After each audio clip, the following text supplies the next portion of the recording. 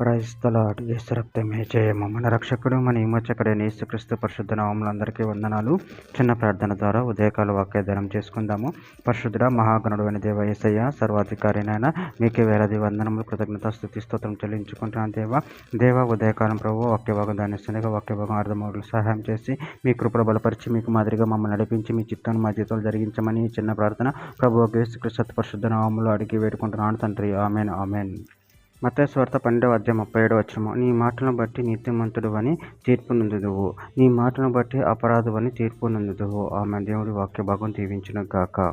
ప్రభునందు ప్రియులారా, ఇక్కడ వాక్య భాగంలో గమనించినట్లయితే నీ మాటలను బట్టి నీతిమంతుడు అని తీర్పు నొందుదువు, నీ మాటలను బట్టి ఏ అపరాధమని తీర్పు నొందుదువు. అదేవిధంగా వాక్య భాగంలో గమనించినట్లయితే సామెతల గ్రంథం 13:3 తన నోరు కాచుకొనువాడు తను కాపాడుకొనును, ఊరు కొనక మాట్లాడువాడు తనకు నాశనం తెచ్చుకొనును.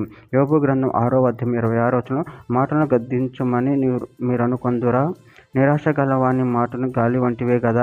యోబు గ్రంథం 9:20 నా వాద్యం న్యాయమైనను, నా మాటలు నా మీద నోరు మోపును, నేను యథార్థవంతుడైన దోషి అని ఆయన నన్ను నిరూపించును. యోబు గ్రంథం 15:3 వ్యర్థ సంభాషణ చేత వాద్యమాడదగున, నిష్ప్రయోజనమైన మాటల చేత వధింపదగన.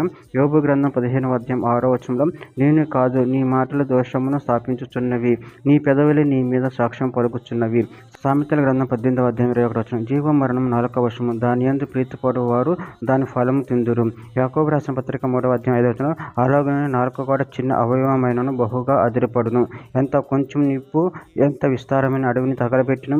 సామెతల గ్రంథం 12:18 కత్తిపోటు వంటి మాటలు పలుకువారు కలరు, జ్ఞానుల నాలుక ఆరోగ్యదాయకము.